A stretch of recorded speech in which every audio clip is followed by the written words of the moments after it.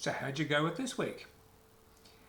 This, as I said at the start, is one of the fundamental weeks for the unit where we start looking at some of the core concepts that we'll be exploring not just in the weeks to come but throughout the entire semester.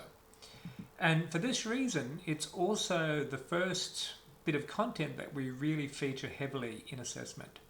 So the first assessment item really asks you to consider your engagement with global media, and one of the things that you should be considering is globalization.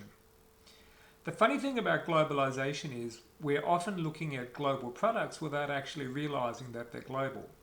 Now, a lot of the content that we engage with throughout the working week or throughout our leisure time is global in nature because we can't really specify where it comes from. And that in itself is a feature of globalization. But we also engage with a lot of media content that's the product of many different cultures working together and many different companies from different parts of the world working together.